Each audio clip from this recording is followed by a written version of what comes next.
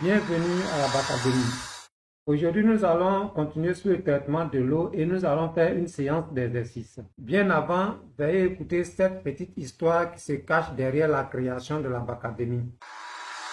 Il était une fois deux amis passionnés de physique, de chimie et de mathématiques qui avaient un rêve commun: aider les élèves et les apprenants à comprendre ces matières souvent considérées comme difficiles.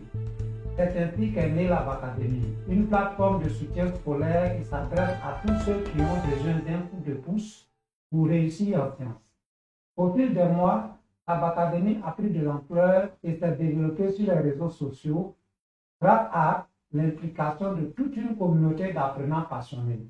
Aujourd'hui, nous sommes heureux de vous annoncer que notre chaîne YouTube a atteint les 1000 abonnés, que notre page Facebook compte près de 1300 followers et que notre site internet www.bacademy.ci ne cesse de se perfectionner. Ces chiffres sont pour nous une fierté et une reconnaissance de la qualité de notre travail. Nous sommes conscients que sans votre soutien, rien de tout cela ne serait possible.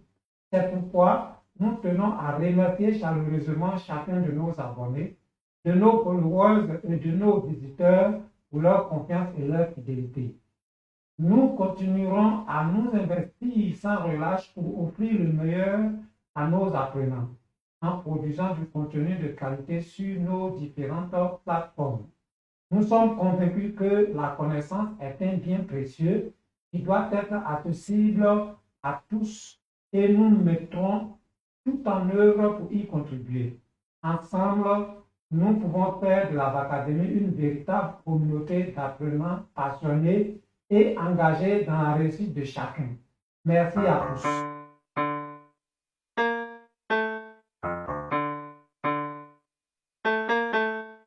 Donc, je vais prendre mon cahier d'exercice. Je vous ai dit auparavant que nous étions sur le traitement de l'eau. Et donc, nous allons commencer tout de suite par l'exercice numéro 1. Vous suivez avec moi. Exercice numéro 1. Cite deux agents de pollution de l'eau. Alors, les deux agents de pollution de l'eau que nous allons citer, nous avons les ordures ménagères et nous avons les organismes vivants tels que les bactéries et les virus. On va écrire ça. Premièrement, nous allons dire les ordures ménagères. Les ordures ménagères.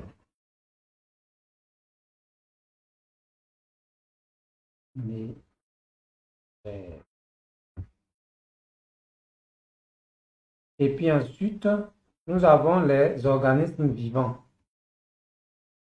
Les organismes vivants.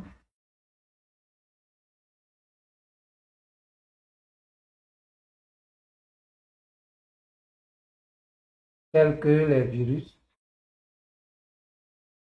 Tels que les virus et les bactéries.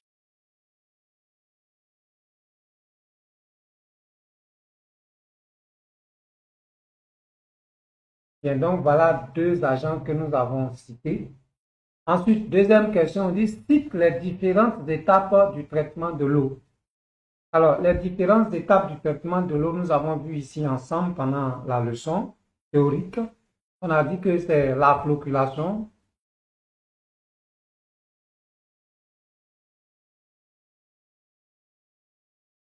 Après la flocculation, nous avons cité la décantation.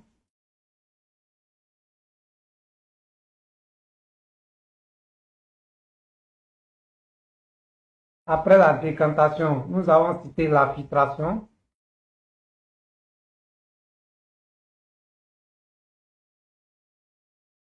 Après la filtration, nous avons cité la stérilisation.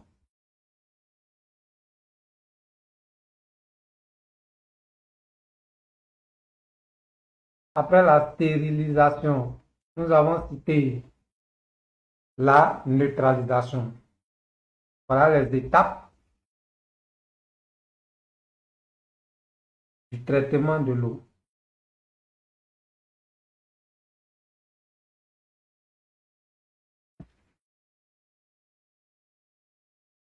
Bien, nous avons fini avec cet exercice. Nous passons à l'exercice numéro 2. Exercice numéro 2, on dit définir la stérilisation de l'eau. On dira que la stérilisation de l'eau est l'étape qui consiste à détruire les micro-organismes par l'utilisation des produits comme l'ozone et le dichlore gazeux. Bon, il y a d'autres produits, mais c'est les deux là qui sont fréquemment utilisés. Donc, on y va. La stérilisation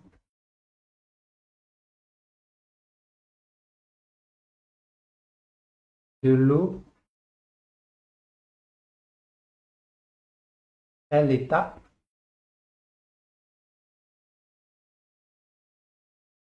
qui consiste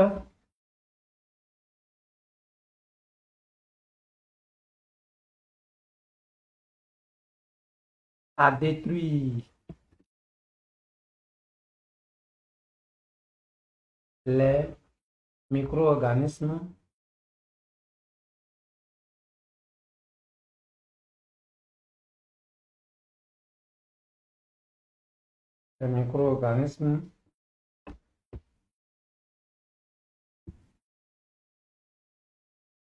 par l'utilisation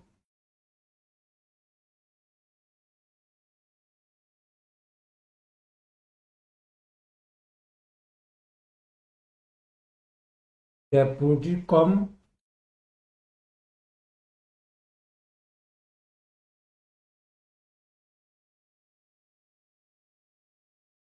l'ozone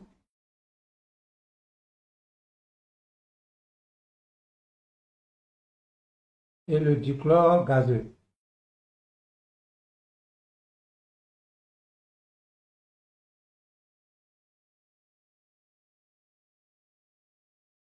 Bien.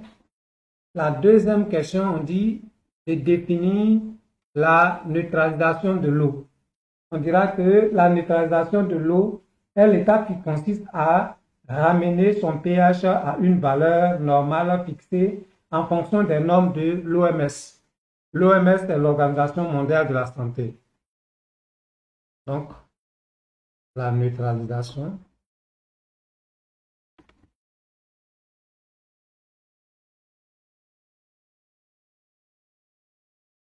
de l'eau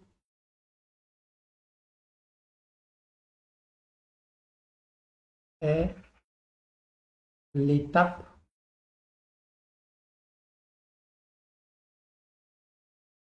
qui consiste à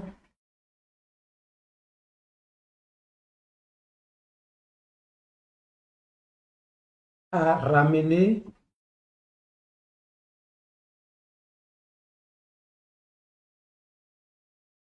son pH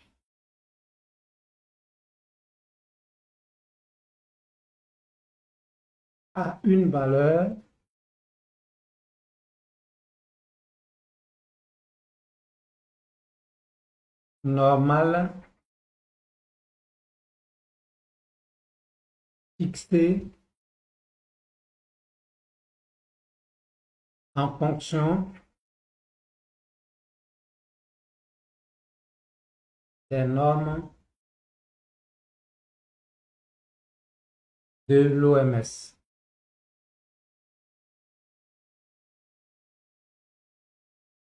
Bien, donc nous avons fini de définir ces deux étapes dans le traitement de l'eau. Nous continuons et nous passons à l'exercice numéro 3. L'exercice numéro 3, on dit coche les cases correspondant aux propositions qui expriment un comportement responsable vis-à-vis de l'eau. Nous avons des phrases ici, on va cocher si c'est un bon comportement. Si ça ne l'est pas, on ne coche pas. Petit a, il faut éviter de gaspiller l'eau. Là, c'est un bon comportement, donc on coche. Petit b, il ne faut pas bien fermer les robinets. C'est un très mauvais comportement. Donc, il faut toujours fermer les robinets. Petit c, il faut jeter les ordures dans les cours d'eau. Ça aussi, c'est un mauvais comportement. On ne jette pas les ordures dans les cours d'eau. Petit d, il faut réparer les fuites d'eau. Ça, c'est un bon comportement. Pour éviter de gaspiller l'eau, il faut réparer les fuites d'eau. Petit E, il faut aussi éviter de polluer les eaux. Ça, c'est un bon comportement. Nous devons tous agir de telle sorte que la pollution de l'eau soit évitée. Petit F, laisser l'eau de robinet de l'école couler parce que c'est l'État qui paye. Très mauvais comportement. Si vous finissez d'utiliser l'eau de l'école, il faut refermer le robinet. Petit G, ne pas laisser l'eau de robinet couler lorsqu'on se brosse les dents. Ça, c'est un bon comportement. Matin, lorsque vous vous réveillez, pendant que vous avez la brosse dans votre bouche et que vous êtes en train de brosser vos dents, il faut prendre soin de fermer le robinet en attendant que vous finissez de brosser les dents. Petite tâche, verser de l'eau sale dans les canalisations. Ça, c'est un très mauvais comportement. Il ne faut pas verser l'eau sale partout. Petit I, jeter des ordures dans la lagune ou dans la rivière. Ça aussi, c'est un très mauvais comportement. Il ne faut pas le faire. Petit J, utiliser l'eau de pluie pour arroser les plantes. Oui, si vous utilisez l'eau de pluie, ça évite de gaspiller l'eau de robinet. Alors, nous avons fini avec cet exercice. Nous allons passer à l'exercice suivant. Vous suivez. Exercice 4. Réarrange les mots et groupes de mots ci-dessous de sorte à obtenir une phrase correcte relative au traitement de l'eau. pH de l'eau, la neutralisation qui permet de l'eau est une étape à la valeur souhaitée du traitement d'adapter le. Bon, on y va. Alors, on dira tout simplement que la neutralisation est une étape du traitement de l'eau qui permet d'adapter le pH de l'eau à la valeur souhaitée. La neutralisation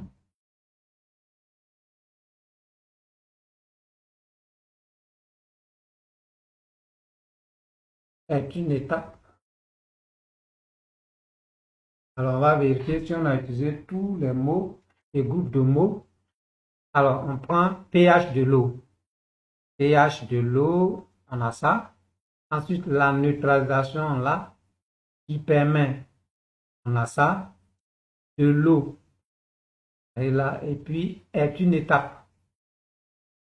Nous avons ça à la valeur souhaitée. Nous avons ça du traitement. Et d'adapter le. D'adapter le. C'est OK, nous avons utilisé tous les groupes de mots.